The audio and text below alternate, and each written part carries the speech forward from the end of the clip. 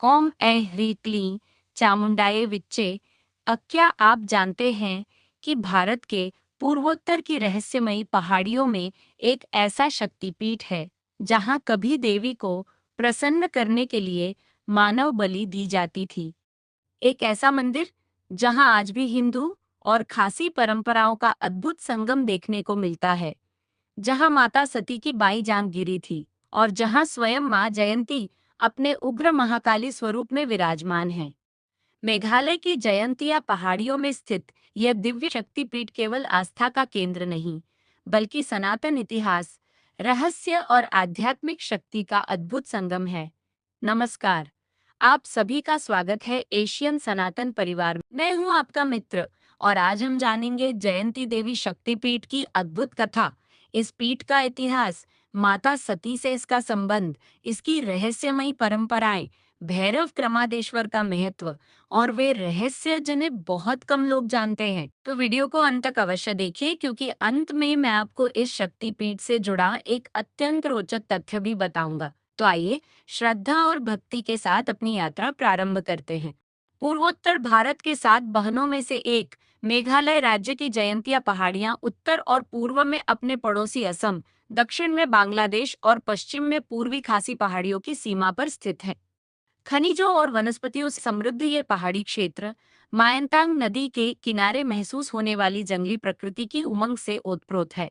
जयंतिया पहाड़ियों जिले के भीतर नारतियांग गांव है, जो कभी जयंतिया राजा की ग्रीष्मकालीन राजधानी हुआ करता था और वर्तमान राजधानी जयंतियापुर से विश्राम का स्थान था। आज नारतियांग को मुख्य रूप से शाही परिवार के ग्रीष्मकालीन विश्राम स्थल के रूप में जाना जाता है। कभी कुलीन वर्ग के लिए उपयुक्त भव्य निवास रहा, यह महल नारतियांग बाजार से 2 किलोमीटर दूर एक छोटी पहाड़ी पर मात्र अवशेषों के रूप में मौजूद है। मूल वास्तुकला के कुछ ही अंश बचे हैं, जो हमें जयंतिया राजाओं के शासनकाल में इस क्षेत्र के सामाजिक सांस्कृतिक विकास के बारे में पर्याप्त जानकारी देते हैं। ग्रीष्मकालीन महल के मेहराब में लाल ईंटों का उपयोग किया गया है, जिनका उपयोग असम के अहोम राजाओं द्वारा किया जाता था। किंवदंती के अनुसार ऐसा कहा जाता है कि इस मंदिर का निर्माण जयंतिया राजा ने हिंदू धर्म अपनाने के बाद करवाया था। मंदिर की संरचना उस समय के खासी घरों के अनुरूप थी, जिसमें एक केंद्रीय लकड़ी का स्तंभ डिएंग ब्लाई और एक फूस की छत थी। बाद में फूस की छत को नालीदार टीन की छत से बदल दिया गया, जिसे बाद में चर्च के शिखर जैसा रूप दिया गया। यह मंदिर प्राचीन चट्टानों और घने हरे जंगल के बीच एक टीले से ऊपर उठता है और म्यंतांग नदी इसे चारों ओर से घेरे रहती है। ऐसा माना जाता है कि यह नदी मंदिर की संरक्षक है। यह पोषण देने वाली है, जो आसपास के जंगल को जीवन प्रदान करती है। मंदिर परिसर के भीतर एक सुरंग है जो नदी के किनारे तक जाती है। प्राचीन काल में मंदिर में मानव बलि की एक लंबी परंपरा थी, जो देवी की पूजा की कुछ परंपराओं का हिस्सा थी। बलि के साथ देवी को प्रार्थना और मंत्र अर्पित किए जाते थे, जिससे रक्त एकत्रित होकर नदी के जल में बह वर्ष दर वर्ष रक्त पर्वत की वनस्पति में मिल जाता था, जिससे मेंतांग नदी का चमकीला जल मलिन हो जाता था। ब्रिटिश शासन के दौरान ही देवी की पूजा के हिस्से के रूप में मानव बलि पर प्रतिबंध लगाया गया था। हालांकि यह परंपरा आज भी जारी है, लेकिन अब वेदी पर बकरियों और अन्य जानवरों को चढ़ाया जाता है।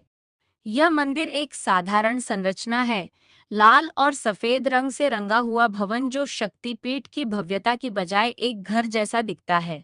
फिर भी पहाड़ियों के भीतर स्थित एक विशाल मौन शक्ति के रूप में इसकी प्रतिष्ठा गांव और उसके आसपास के क्षेत्रों में रहने वाले लोगों द्वारा व्यापक रूप से स्वीकार की जाती है। गुंबद सोने की परत से ढका हुआ है, जो शायद पूरे निर्माण में एकमात्र दिखावटी भव्यता का संकेत है। भीतरी परिसर एक विशाल प्रांगण में खुलता है और मंदिर में 3 गुफाएं हैं। पहली गुफा त्रिमूर्ति ब्रह्मा, विष्णु और महेश्वर को समर्पित है। दूसरी गुफा भगवान शिव को पुरुष रूप में समर्पित है और तीसरी गुफा महाकाली या आदि शक्ति को प्रकृति के रूप में समर्पित है। यहाँ देवी की पूजा जयंतिया देवी के रूप में की जाती है, जिनका नाम इस क्षेत्र के शासकों से लिया गया है।